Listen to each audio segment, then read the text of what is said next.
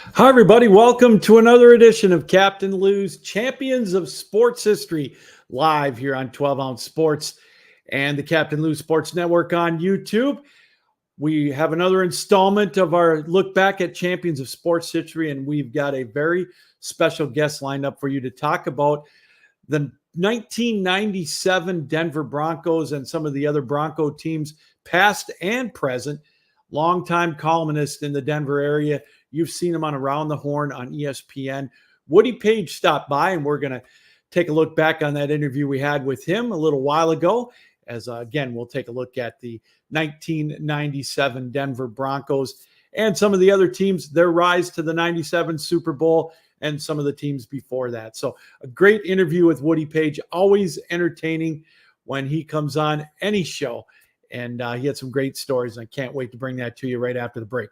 Also coming up tonight with the number retirement and recent induction into the Baseball Hall of Fame in the Detroit area. Jim Leyland got his number retired. We thought we would take a look back even further to the Detroit Tigers in 1984. They're coming up on their 40th anniversary, and they're going to have their players in town at the end of the month. So we thought we'd take a quick look back at some of the interview we had earlier in the year with Fred Heumann, who covered that 84 Tiger team as well. So we got a lot to talk about here on the show, brought to you as always by tickets.12ouncesports.com. So we're going to take a break. When we come back, we'll have that interview with Woody Paige and more here on Captain Lou's Champions of Sports History right here on 12 Ounce Sports and the Captain Lou Sports Network on YouTube.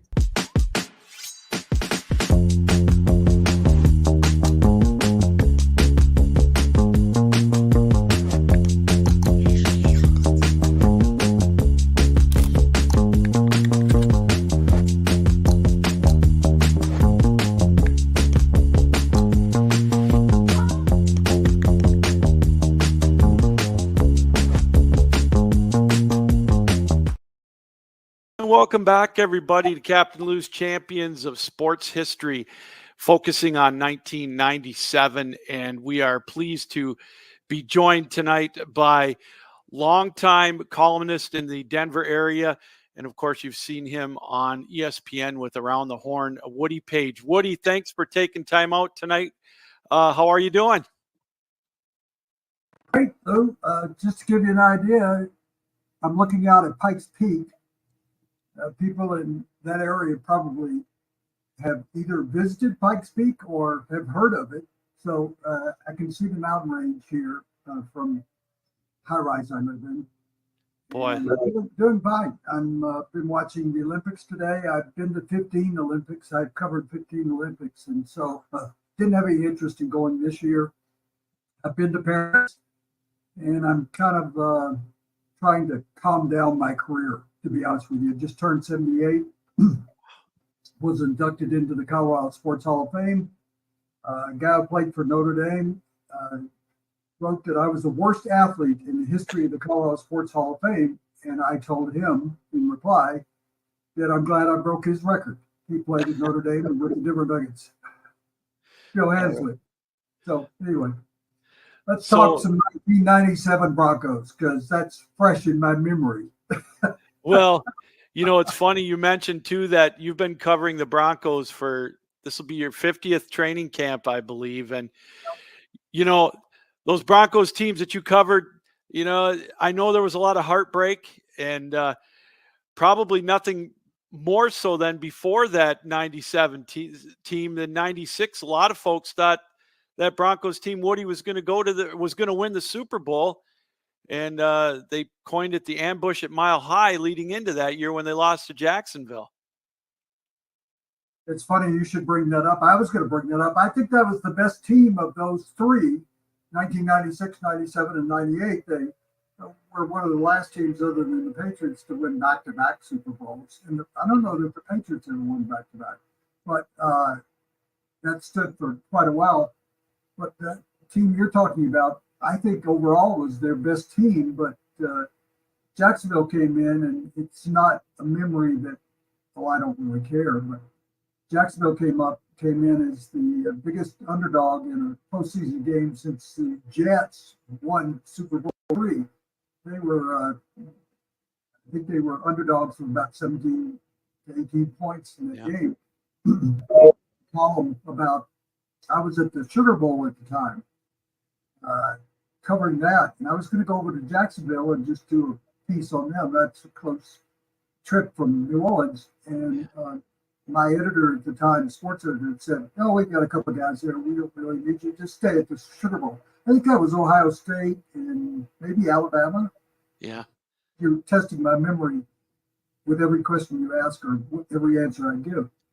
But I sat down in a hotel in New Orleans and wrote a column about what league did the Jacksonville Jaguars play in? I never heard of them. And I called them the Jaguars, and it became a national story when Jacksonville upset the Broncos. The coach of the Jacksonville Jaguars got up in the locker room afterward in the postgame show and held up the column that I wrote and said that he had put it under every player's door that morning and that I was the reason they won the game. And I thought that was a funny thing for a coach to say. Why don't you take credit for the game? Why don't you credit your players for winning the game? And instead, he credited a sports writer in Denver, Colorado. And as a result of that, at that time, email was in its infancy. And if you remember, all your listeners and viewers will, that's when your email would say, "You got mail." And I broke down the system. And as a result of it, I got death threats and ended up going to Jacksonville for the state sports banquet. About 6 months later, they asked me to come, and I said, "Sure, I'll come, as long as you keep me in a hotel and don't tell anybody I'm in town." So that was at Sawgrass. I stayed at Sawgrass, and I got up and I said, Jackson, I apologize to Jacksonville. I came all the way from Denver to apologize to Jacksonville, and this is going to be a great city when we rebuild it. And they kind of got the clue that I was going to have fun with them, and I did. But anyway, in '97, the Broncos had a lot to prove after what happened in '96 when they lost. And that was basically, they lost the game because a guy named Washington, who was a defensive lineman, couldn't get off the field in time. And so they lost the ball there. Jacksonville came back and scored. But in '97, they had a lot to prove. Mike Shanahan as the coach, John Elway as the quarterback. Elway reaching the climax of his career, really, without having won one, having lost 3 in the '80s. Yeah. And not only did they have a great year, but they beat Jacksonville in the rematch. So that, I don't know whether that really cleansed what happened in '96, but back-to-back Super Bowls at the end of Elway's career. He was the MVP in his final one. Terrell Davis was the most valuable player in '97. I'll just give you one more piece of information to a long question, short question, long answer. No, it's all good. Terrell Davis had really serious migraine problems in his career. Even though he'd rushed for 2,000 yards, he woke up with a bad migraine and forgot to take his medication before that game.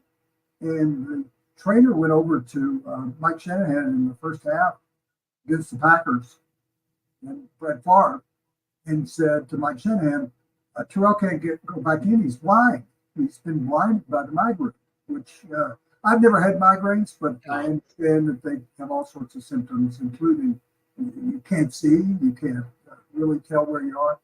And Mike said to the trainer, "I need him to go back in the game and be a decoy." And so Terrell agreed to do that.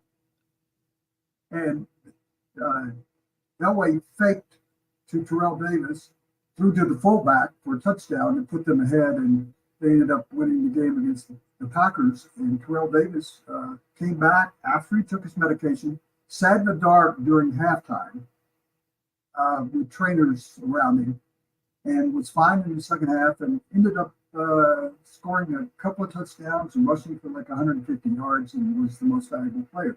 So there were ramifications of that game that could John Elway ever win a game?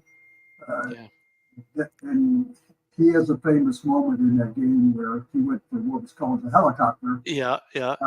And close to the goal and rushed for a first down and flew in the air over some Packers defenders to pick up the first down, and Terrell scored there. So that's basically a summation, notes of exactly what happened. That game was in San Diego, where they had lost before to the then Washington Redskins. Yeah. After the Redskins set a record in the second quarter, most points scored in the quarter. They lost to the Giants, and they lost to Washington. I don't even remember who they lost to the third time, but they went three Super Bowls in 4 years, and they had a dry period. Funny story, when you look back on it, Dan Reeves was a coach then of the Broncos, and he tried to trade John Elway to Washington. And they had worked out a deal with Gibbs, who was the coach in Washington. At an owners meeting, the two of them worked it out where they'd make a trade of quarterbacks, and Washington would throw in 2 or 3 other players. And Pat Bowlen, the late owner of the Broncos, was told by Reeves they were making a deal for Elway, who kind of wanted out of town, honestly, at that point, because he and Reeves didn't get along. And Bowlen put the kibosh on that trade, and as a result of it, Elway stayed here throughout his entire career, 16 seasons, and won 2 Super Bowls, then won one as a general manager. And then, as he admitted just the other day, publicly, he had told me privately, that the worst mistake he ever made in his life was not drafting Josh Allen. they might not be in the situation they've been for 8 years now. Well, you talked about Terrell Davis, Woody, and I think a lot of fans now don't realize, to me, he was probably the most underrated running back, if not in the history of the NFL, if not one of the top 2. Well, he did get into the Hall of Fame, as you know, Lou. Yeah. And, he's one of the few players. I was on the Hall of Fame committee for 20 years or so. I wasn't when he got around, because I felt like that could be another entire program, how I feel about the Pro Football Hall of Fame.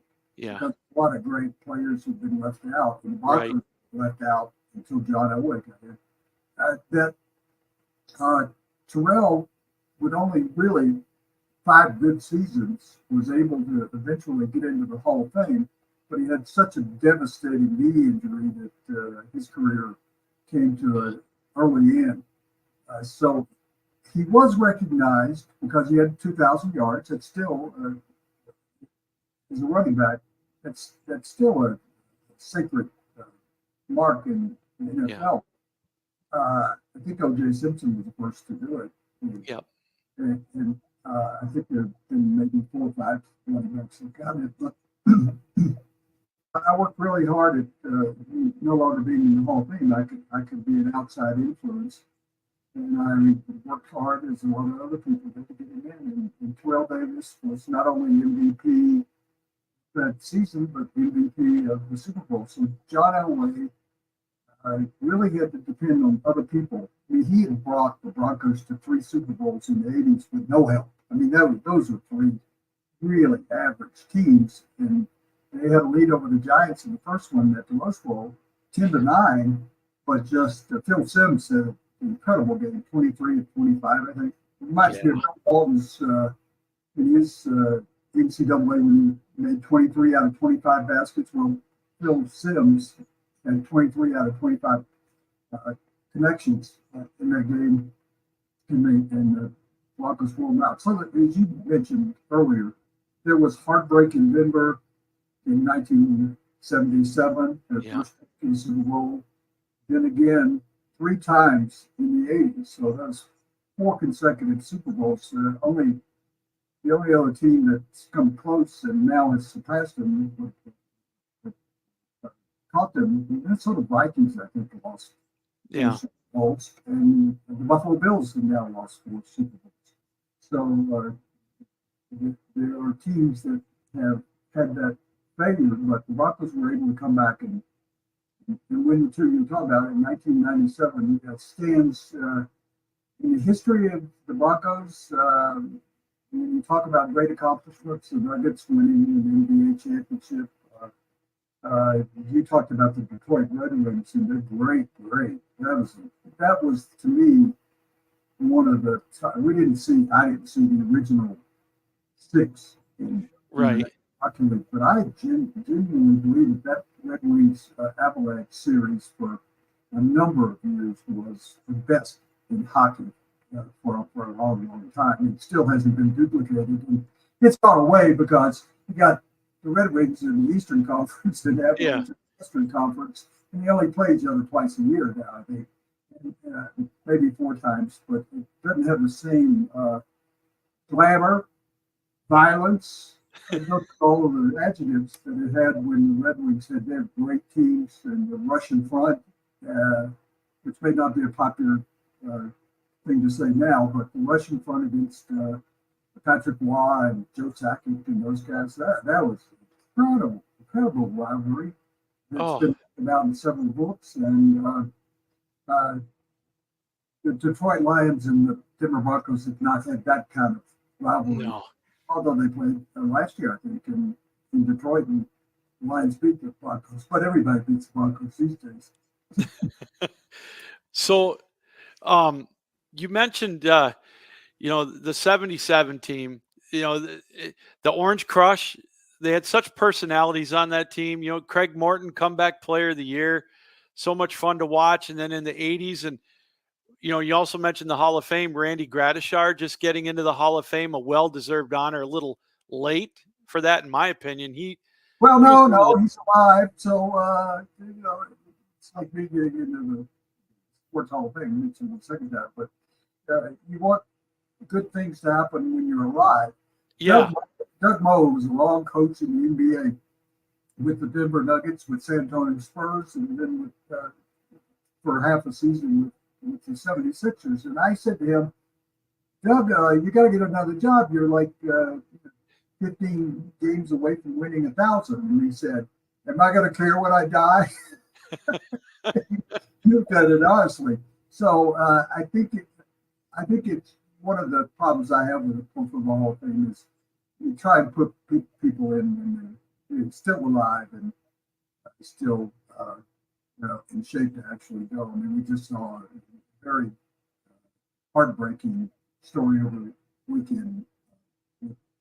Yeah. Chicago Bears defensive lineman in the condition he was in. So it's a great honor for Randy Gradishar. I always felt I got into the finals because I called in I offered to give my firstborn to like 15 of the selection committee and got him to the final day in 20 years ago or so, and wanted him to represent the entire Broncos from 1960 to 1977 because they had nobody in the Hall of Fame. And they were such an team in the AFL. And it came down to the final vote, and a couple of people spoke out against me. And one of them said he was going to help me out. And he actually got up and said that Randy belonged in the very good Hall of Fame. So we mentioned at the top, 50 years you've been covering the Broncos. I know it's a generic question, but obviously it's changed a lot since 1974. Tell us a little bit about how it was back then going to a Broncos training. I was in Memphis, Tennessee, where I grew up. I went to school at the University of Tennessee, and I was a sports columnist at a young age, which is a long story, but at 23, 24, I became a sports columnist. I covered civil rights in the South. I covered the assassination of Dr. King, and I was on the path to be a general columnist, and I got offers around the country, and I took the job in Denver over the job in Atlanta, and I had only been to Denver for a few trips, but I took the job in Denver, and my first column was, your Broncos suck.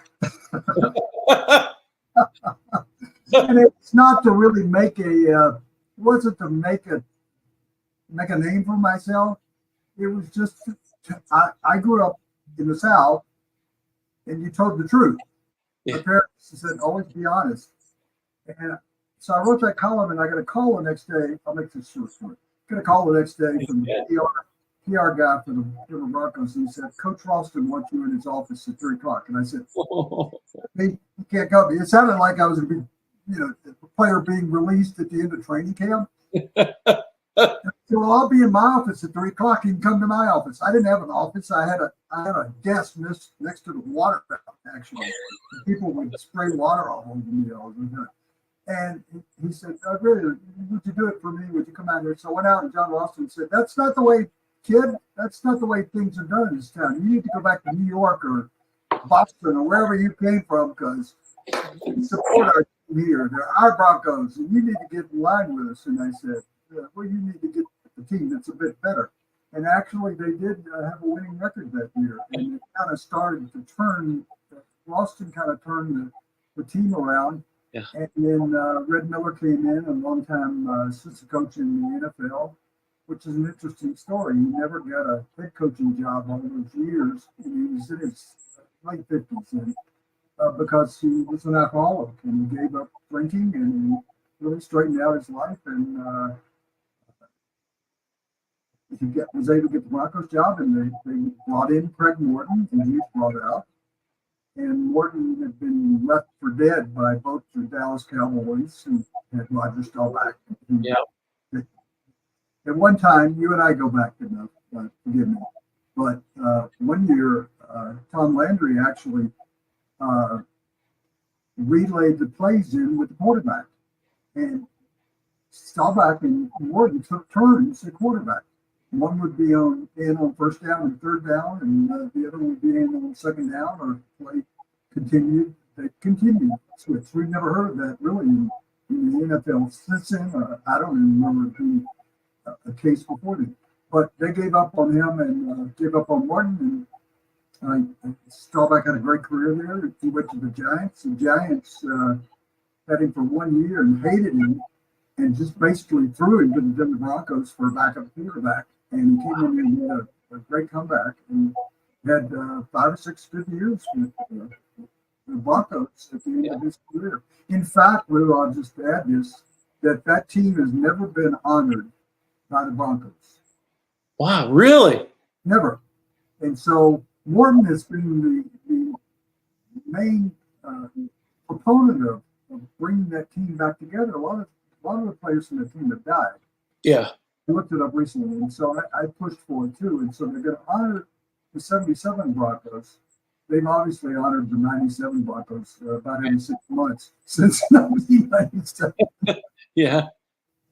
So anyway, with Morton and Red Miller, who finally given a chance to coach after about 17 years as an assistant coach, did a great job there. And they had that. I had named the team in called Ralston in 76, and I said, I've given your team a name. You want me to be a big fan of you. I'm calling the team the Orange Crush. And he said, what does that mean? He said, well, it's a soft drink. I said, well, everybody, the Vikings are close enough to you. The Vikings had the Purple People Eaters. There was the Steel Curtain in Pittsburgh. There was the Doomsday Defense in Dallas at that time, and the Los Angeles Rams had a great defensive line. I can't remember what they were called. But I thought the Broncos deserved, with Randy Gradishar, Tom Jackson, 4 linebackers they had, that was a team worthy of the nickname, and I gave it to Orange Crush. And in 77, that's when people really began to notice them. But after the game, one of the defensive linemen of the Cowboys in the Super Bowl in New Orleans crushed an Orange Crush can against his forehead, and he said, "That's what I think of an Orange Crush." Like whack against his head, like you would do with a beer can if you were on the forehead. I want to let you know something though, Woody. You'll like this. The high school that I went to in 1980, up on Lake Superior, Munising Mustangs, we were orange and black. That's what we called our defense. And somebody sent some type of correspondence to Denver, and Denver sent us sent the team a whole supply of Orange Crush T-shirts. I thought you might like that. That's good. You know what I got out of it? The Denver Broncos actually patented or copyrighted the name in '78 because the distributing company put out Orange Crush cans with Randy Grashar and several other players on the cans. And Orange Crush, the distributing company, which wanted nothing to do with at the time, and nobody was drinking Orange Crush actually.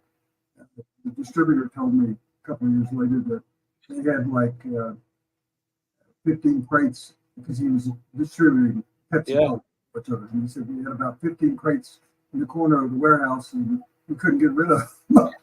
So they did send me a 6-pack of the Denver Crush cans that they oh, nice cans. So, yeah, but that's funny. A lot of teams, not in high school and college, kind of adapted that. If orange and blue or orange was their primary color there. So that's an interesting story.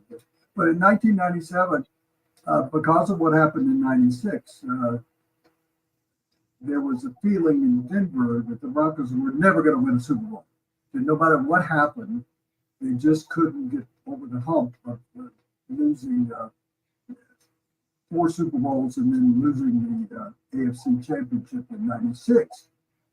And actually, when they went to the Super Bowl in San Diego, my newspaper said to me, they said, we want you to write a column that they win the game. And I said, well, they're probably not going to win the game. But we need it on Thursday.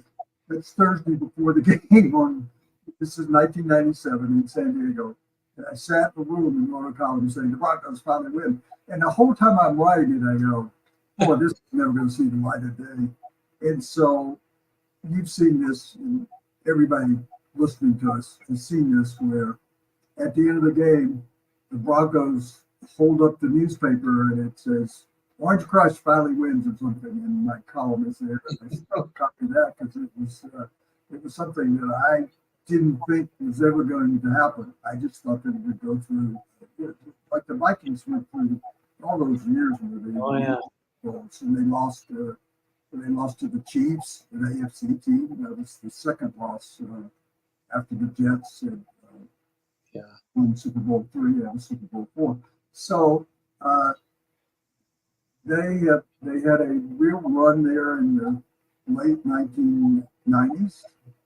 Mike Shanahan is coach. We're talking about people belonging to the whole thing. I think he's the next coach to go, and it could happen next year, I think.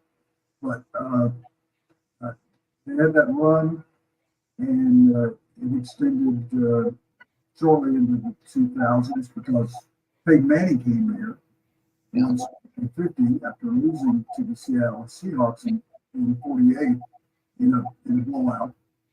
I wrote in 1997, which was the theme of that was Pat Bowlen, as I said, the late owner of the Denver Broncos, got up during the post-game presentation and said, "This one's for John." And it really was, after all he'd gone through. And so when they lost 48 to the Seahawks, 38-6, I think it was 36.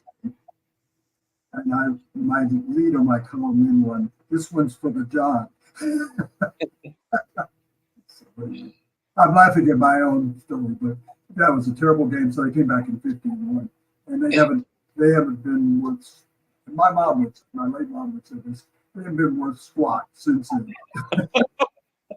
No, I'll leave it with this. Now with this year, it's the second year with Sean Payton. You got Bo Nix at quarterback, and it looks like it could be a tough year for you. That's the only name you've got. You couldn't name, if I said to you, I'll send you a check for $100, you couldn't name 5 players for the Broncos. No, not unless I cheated. Nobody listening to this podcast could name the most famous player they had other than Bo Nix if he'd been in camp with Justin Simmons, the safety, who was an all-pro every year, and they cut him during the offseason. So I can't, it's difficult for me to go. I go to practice field is just down here, about 2 miles away. Peyton Manning lives, and John Elway live about a mile the other way. He's starting right here. But I can't even name. I could go back to 1997 that we were talking about. I can name everybody at every position. Isn't that something? I can't name probably 10 starters on the Broncos team now. Wow. It's happening to the Patriots. It happens to teams. The Steelers went through and won 4 Super Bowls, and they went on the dive, but they've always been a quality team with the coach they have. And Tomlin has done a job there of going to the playoffs most every year. You're in Detroit, back and coming back. I don't know coming back from what, but finally the Detroit Lions have become finally a potent team to be reckoned with again this year. Got a great coach there who actually was tutored and mentored and coached by Sean Payton here. He was an assistant coach and played with the Saints. And so I think I said to somebody a few years ago, a pastor and his wife said, "Why can't we get back to Super Bowl?" I said, "Don't be so greedy." They said, "What do you mean?" I said, "Everybody should get an opportunity to experience what the Broncos did in 77, even losing, because there are teams that still haven't been in the Super Bowl. In 97, the team you're concentrating on, that was the best team in football for a couple of years. The 98 team actually was better than the 97 team, but not quite as good as 96. So I think it's only right that it's time for the Detroit Lions to win. Am I picking them to win the Super Bowl? It's a little early for me to pick anybody. But we wanted to just kind of end on today's Broncos. They're at least turned the corner and headed. They came close to being the 500 team last year. And I think I'll leave this. I think Bo Nix has an opportunity to be the rookie of the year. He could be the best quarterback coming out. You'll remember Peyton Manning when he went to the Indianapolis Colts. They were 3-13, and they weren't any good. And Manning keeps talking about he wants a rookie to break his keep through 28 interceptions. He said he wants some rookie quarterback to break that record. But I think that. In Detroit, just to mention that, when a famous trade was made, everybody kind of went, I don't know about this trade, and that trade has worked out extremely well for them. I'd like to see the Detroit Red Wings and the Colorado Avalanche get back into the Stanley Cup final for once. Well, wouldn't that be something? Yeah. I think, speaking of people in the Hall of Fame, the famous Detroit Lions and Detroit Tigers manager just got into the Hall of Fame too. He had a short bout in Denver, so Jim has an entirely accomplished career. Yeah. Well, Woody, this has been fun. I really appreciate you taking time out to be with us tonight. Keep up the great work. Can't wait to see you again on Around the Horn, and keep living the dream. Thank you very much for coming on.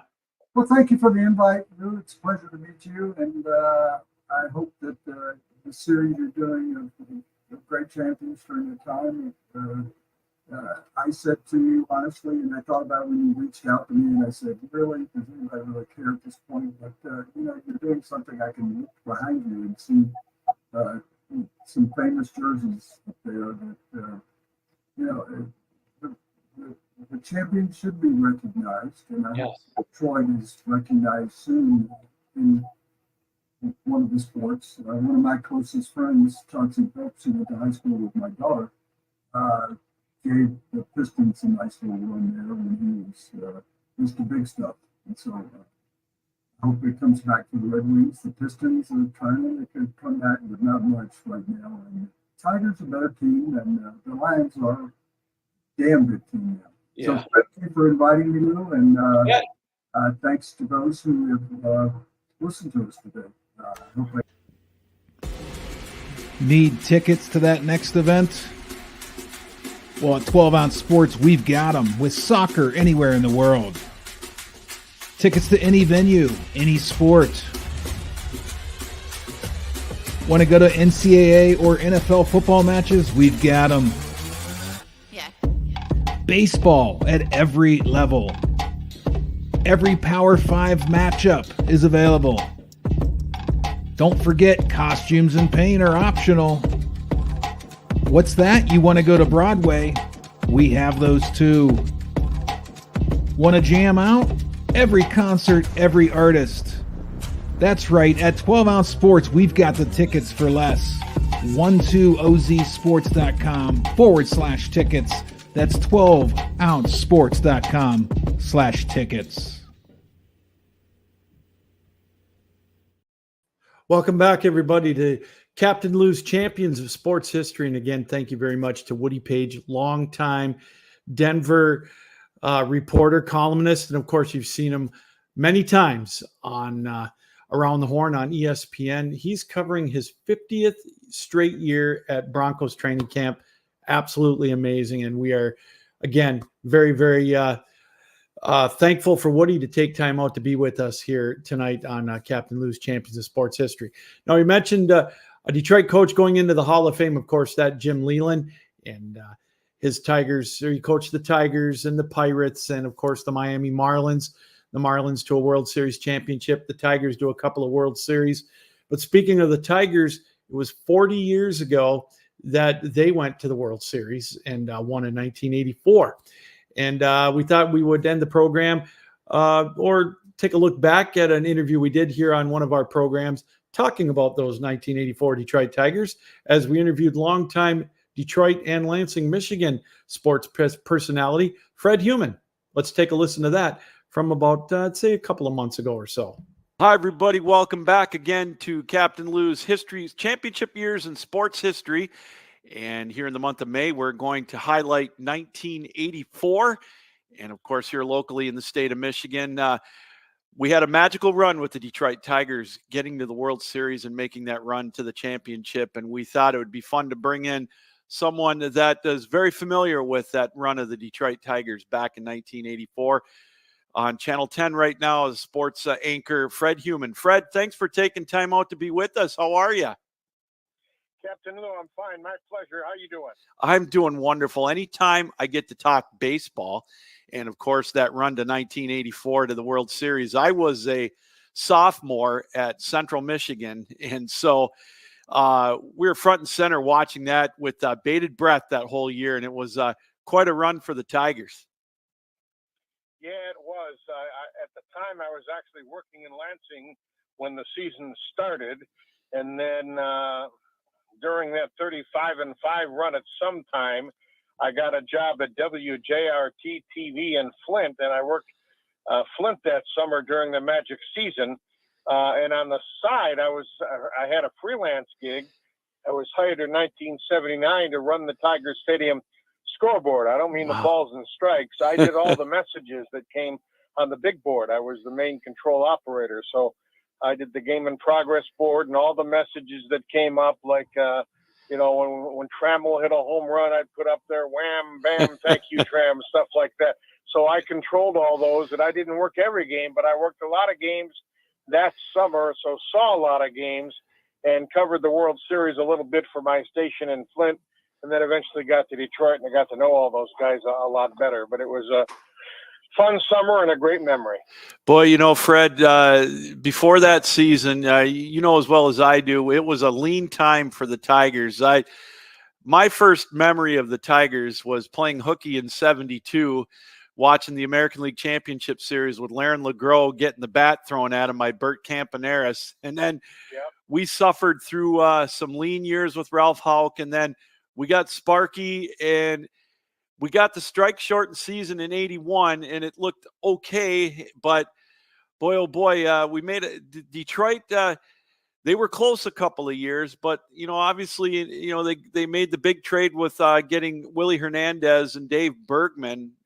Giving up Walkenfuss, who was one of my favorite players. But Fred, do you think going into that 84 season, first of all, was there a lot of pressure starting to mount on Sparky Anderson to really get something going for the Tigers? Well, he had a 5-year plan, and that was year 5 because he was hired in 79. Yeah. He weeded out a lot of bad apples, Captain Lou. I mean, he spent the first couple of years getting rid of the bad people. I mean, Sparky felt that not only did you have to be a good player to play for him and the Tigers, you had to be a good person too. So he weeded out the bad apples and got rid of some, fairly popular players in the community and on that team, and brought in his own style of player. And it took some time. You mentioned the half playoff run they had in '81 in the strike season. Yeah. They had some moments in '82 where they were really good, and then in '83 it came together, and they had a really good year in '83. I don't remember their record, but they kind of hung around all year. They had a good team, and that was kind of the precursor to 1984, which built up. And then, as you mentioned, that big trade with the Phillies kind of made them a different team. Yeah. I was a good friend of Dave Bergman's. God rest his soul. We lost Dave several years ago. And Dave was always a little sensitive to the fact that we all in the media called it the Willie Hernandez trade. And Sparky, Dave was proud of saying, I was part of that too, and he was a key member of that team. And Sparky and any of his teammates will tell you the same thing. He gave Detroit great defense at first base, and of course had some big hits. We'll remember the 14-pitch at bat when he ended up with a home run, and I mean he was a key part of that team too. But there's no question that Hernandez was the key, because he ended up winning the Cy Young and the MVP, and he was unhittable for most of the summer. And it was obviously a brilliant trade at the time. Fred, and the big acquisition too, getting Darrell Evans. And I remember reading Sparky's book, the Bless You Boys book, what a difference he made in the clubhouse. And then right away, Fred, the first game, he gets a home run up in Minnesota to get the ball rolling for the Tigers. Yeah, he had a lot of big hits too, and you're right. He was a big part of the fiber of that team. He was a veteran. He was a guy looked up to by the other people, and he had a calming influence in the clubhouse. And he was just a real professional and a real team guy, and everyone kind of migrated to him. And he took on a leadership role, and he enjoyed it. And he fell in love with Detroit, as most players do when they come there to play. Really, in all sports, we're seeing it with the Lions now. We've seen it with the Red Wings for years. I mean, athletes who don't know much about it come to Detroit, and they see what happens in that community. And we certainly saw it last week with the NFL draft. They see how the crowd and the fans embrace them and make them one of their.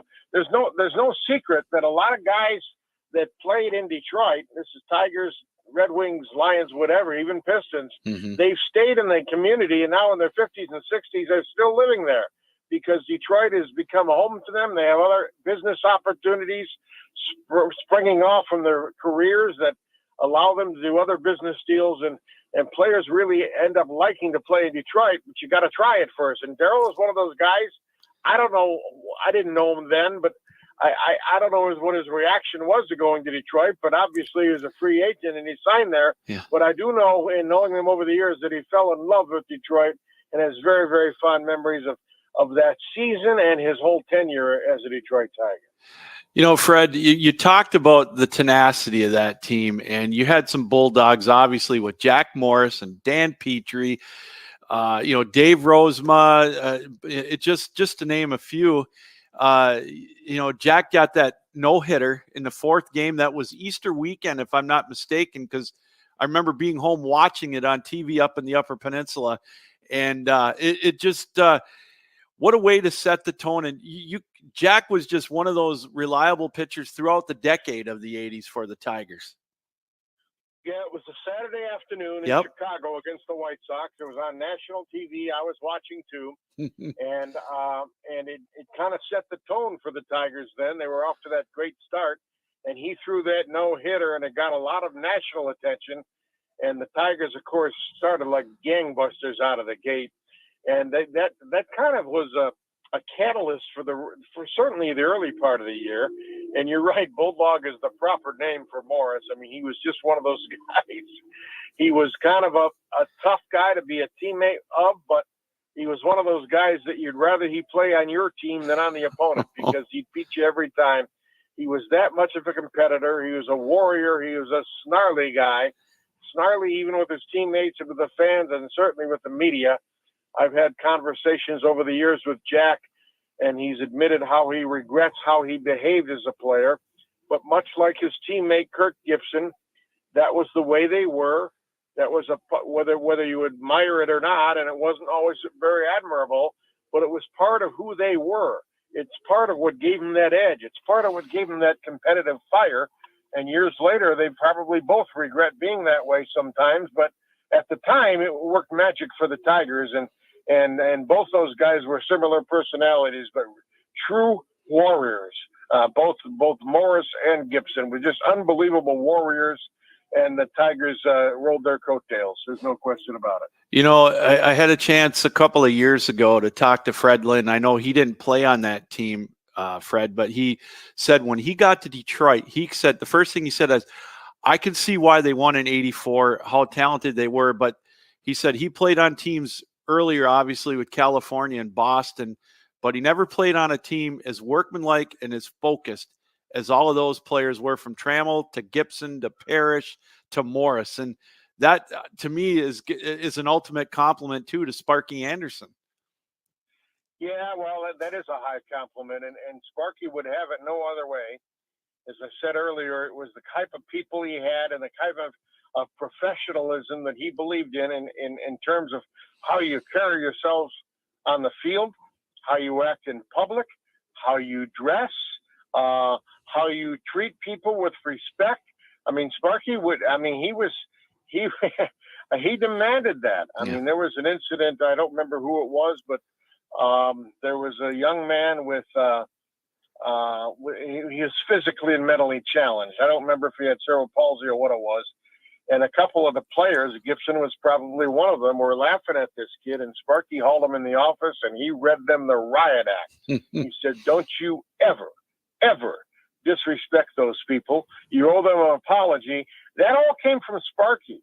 And Sparky and Gibby will tell you now, they had some near fist fights in the office. I mean, they had some arguments. They went nose to nose, but Gibson wrote a book about Sparky and how his leadership and how he mentored him, shaped him as a ball player and a young man. I mean, he has high reverence.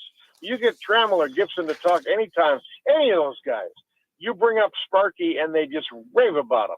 I mean, you know, the guys that didn't like him played elsewhere. But those people that went through that '84 season and through those years in Detroit, they absolutely adored Sparky and worshiped the ground he walked on. You know, I think the closest manager I can see right now, Fred, in modern day baseball is Bruce Bochy. And just personality wise, if nothing else. And I know he's a little more old school, which is what I'd like to see anyway. Right. Yeah, they're similar. Yeah, they're kind of similar in that regard, but those old school guys are my favorite, really. There's not enough old school managers in the game anymore, if you ask me. Oh, I'm right there with you. We're joined here on the show tonight, very gracious with his time, Fred Heumann, Channel 10 sports anchor, longtime sports personality here in the Lansing and Detroit and Flint area, talking about the year 1984 and the Detroit Tigers' run to the World Series championship. Fred, you talked earlier about Willie Hernandez and the run he had with the AL MVP and the Cy Young, but the crazy number 2, and we all can remember, is senior smoke, Aurelio Lopez, 10-1 as a reliever, and 2.9 earned run average, something like that. To have a 1-2 punch like that out of the bullpen was absolutely amazing. And it wasn't just that year. Aurelio Lopez had a great career in Detroit. Yeah, and it's funny you say that because we're kind of used to that now. There's a lot of teams that have 7th inning and 8th inning and 9th inning guys, but it wasn't designed that way back in the 1980s. But Aurelio Lopez was kind of the 8th inning guy, and then Willie Hernandez, later Guillermo Hernandez, was the 9th inning guy. So they had that 1-2 punch before it was fashionable. And Aurelio probably would have been a closer on most of the other teams, and certainly would have been the closer with the Tigers had they not traded for Hernandez. And there was no shame in that. But as a 1-2 punch, they were tough as nails. And you forget about Aurelio, senior smoke, God rest his soul. But he was very much a key part of that bullpen as well. You mentioned it. They started out 35-5, and I think Dan Petrie and Jack Morris both had double-digit wins by June 15th. How difficult was it, do you think, to keep that run going? I know obviously 30 games over 500 in the first 40. They ended up winning the division by 15 games, I think, over Toronto. But at times it had been difficult to keep that run going. I know they had a few 3 or 4 game losing streaks. Yeah, not many. That 35-5 start though did cause all the success. There's no question about it. Yeah, I mean, there was a lot of pressure starting that way. The players will tell you about it now. I remember a story, Sparky, when they were out in California once. He's probably written this or told it to other people, but they were out in California once, and I don't remember where it was, but they were in some restaurant or store, and some guy came up and recognized Sparky Anderson. Now, this is the time when the Tigers, in the middle of July and August, were a daily story nationally. Yeah. They made national news with the way they were running away with it, and with that 35-5 start. And some guy came up and recognized Sparky Anderson. Sparky, you were my hero. You managed the Cincinnati Reds. I was a big Reds fan, and you had all those world championships, and you're such an ambassador for the game, and it's such a pleasure to meet you. And Sparky said, well, nice meeting you. And the guy looked at him and said, by the way, Sparky, what are you doing now? and Sparky has written that, and he used it to his players, that don't ever forget who you are. Because here they were in the middle of this magical season, and this guy remembered him from the Cincinnati Reds and didn't even know he was managing the Tigers. And Sparky always told that story fondly because it gave him real perspective on don't get too high on your horse or who you are. But yeah, they were a big story wherever they went because they made national news of that big start and all the personalities they had. Yeah. Jack Morris was a personality. Kirk Gibson was a personality. Lance Parrish was a personality. Darrell Evans was a personality. Chet Lemon was a personality. They had all these guys, and they were good with the media, and they made a lot of national headlines, and they were just a fun team to watch. And for the little bit that I did cover them, a fun team to cover. And I had the opportunity and the pleasure a couple of years ago as well, Fred, to talk to Rupert Jones when his book came out. And it, I know he only lasted 1 year, and I think he really harbored some ill will going into 85. But, boy, he brought, again, one of the role players, Rusty Kuntz, another one, Johnny Grubb. With some big hits. Grubb, yeah. You talk about personalities. I think Rupert had 12 home runs, Grubb with some clutch home runs. Barbaro Garbe as a rookie. Yeah. Wow. Yeah. Just some fun names to look back and think about. Yeah. And for as much as we talk about the competitiveness of Jack Morris and the clutch pitching of Dan Petrie and the will to win that Kirk Gibson offered and the steadiness of Trammell and Whitaker, those role players you talk about are every bit a part of what makes a champion. And that happens most years in baseball. Yeah, the stars stir the drink. There's no question about it. But those role players you mentioned, Jones and Grubb and those guys that, produce big moments, those guys were a big part of this too. And the players who played with them never forgot that. I mean, those guys that are very much a part of that team, Doug Bear was kind of a journeyman pitcher at the time, but he had a lot of spot starts and he was good in the bullpen, and he was a key part of that team too.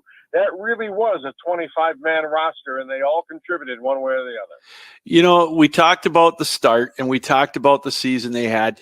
Fred, it boggles my mind that they're only one of 5 teams that have led from wire to wire throughout the whole season. And I think the last time it happened was with the Reds, I think 1990. That tells me how big of an accomplishment that really was.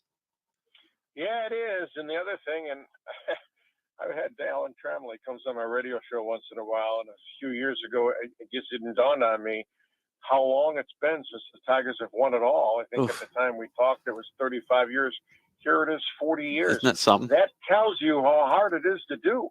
I mean, who would have thought when we celebrated that 1984 championship that here, 40 years later, they still have not won another one? I mean, that's a long drought. And that, to illustrate your point, that tells you how hard it is to do. That's why there aren't a lot of repeat champions. That's why a lot of teams don't stay on top. and that team that kind of stayed together had another run in '87, but couldn't get over the top, and that was the closest they've been. They, of course, made the World Series in '06 and again in 2012, and came close in 2013. But all those near misses, none of them added up to a championship. And here it is. We're in 2024. In 1984 was the last World Championship. A little hard to believe, isn't it? Boy, it's incredible. You think of the teams they had, 15, 20, or 10, or from 2006 to 15, and couldn't quite get over the hump. And you're absolutely right. It makes you, you just try to appreciate it when you've got it. And, right. You talk about Johnny Grubb. When we get to the championship series, I can remember like it was yesterday, Fred, when he hit that double off of Quisenberry, who in the 11th inning in game 2. And you think that you talk about a guy who was unhittable for so many years, Dan Quisenberry, and Grubb got that double. And it was that was magic right there. You knew that you really, if you didn't already know it, you knew you had something special there.